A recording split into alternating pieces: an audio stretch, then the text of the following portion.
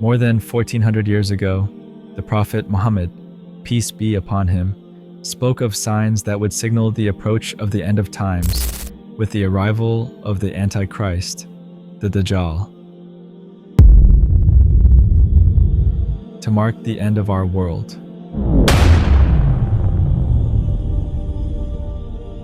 Many of these signs are no longer predictions. They have come true in current times. Today, I will show you 5 of these prophecies that have already come true in our lifetime, which makes you wonder how close we are to the world's end. Increase in widespread killing. In Islam, one of the minor signs of the end of times is the widespread killing and bloodshed that will occur before the major signs start to appear. This is mentioned in multiple authentic hadiths and is considered a significant indication of the moral and social decline that will occur before the last day. The Prophet, peace be upon him, said, "The world will not end until a time comes upon people when the killer will not know why he killed, and the one who is killed will not know why he was killed." I think this is describing the condition of many cities today where kids are shooting or stabbing each other. Person killed has no idea what they did wrong. There is an increase in mass shootings. Wars are forever just spreading across the globe, where these days more innocent lives are lost than actual combatants. India and Pakistan saying today it will avenge those killed.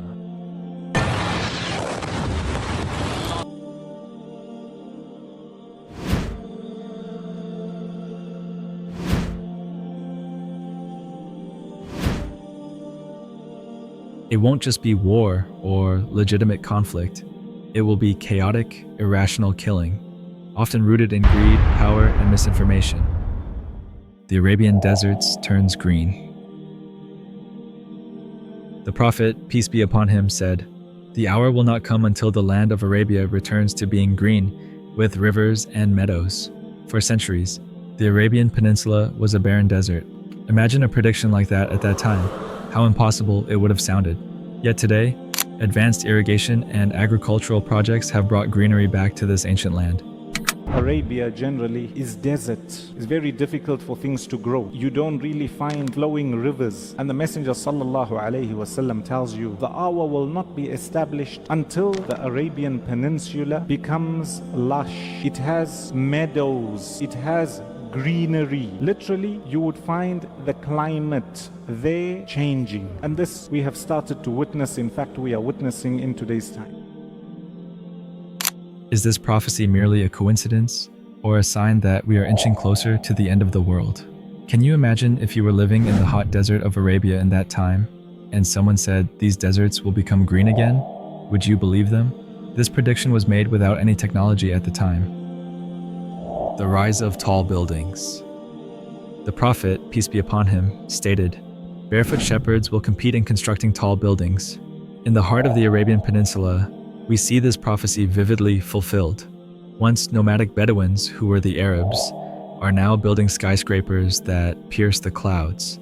The Burj Khalifa, the Abraj al-Bayt Tower, monuments of ambition. But what does this race for height signify? Is it progress or a sign of the short-lived nature of human pride? How does a man know in ancient Arabia that these Arab lands will be filled with skyscrapers where at the time it was mainly just sand? That would be a wild prediction to make at the time where nomadic Arabs were regarded as primitive, referred to as the barefooted Bedouins. The Middle East is witnessing an unusual architectural boom. Arab people are in a race to build the tallest buildings. Saudi Arabia has announced the construction of the Jeddah Tower and the Muqab as the tallest and great buildings in the world, surpassing Burj Khalifa in Dubai. You will see the barefoot destitute, the shepherds. They will vie with one another in building exalted buildings. Now, this again can be taken at many levels. One of the ideas of bunyan in the Quran is the ideology. In other words, the bunyan of conceptualized constructs of thought. And these people vie in one another in trying to create better ways of ruling their societies. Here as one of the signs preceding the last day, and that was that barefooted Bedouins would compete with one another in the building of large towers. They would compete, wanting to outdo the other in building a larger tower. The reign of the scum. One of the manifestations of loss of trust is people's affairs being entrusted to those who are not qualified or able for that. The Prophet, peace be upon him, said, "There will come to the people years of treachery, when the liar will be regarded as honest, and the honest man will be regarded as a liar. The traitor will be regarded as faithful, and the faithful man will be regarded as a traitor, and the Ruwaibidah will decide matters." It was asked, "Who are Ruwaibidah?" He said, "Vile and base men who control the affairs of the people." We have seen this by corrupt leaders throughout our history, and sadly, history keeps repeating itself.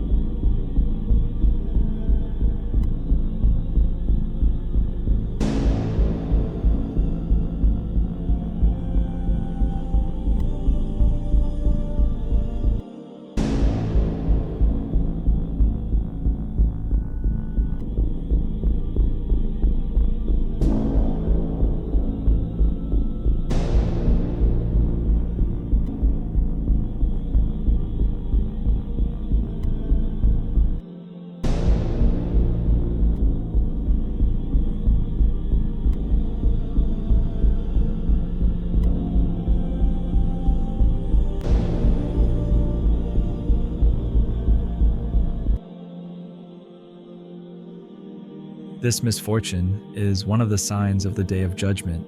Before Dajjal comes, certain signs will appear, and one of these is that truthful people will not be considered truthful and trustworthy, while the public will trust the untrustworthy and accept the liars.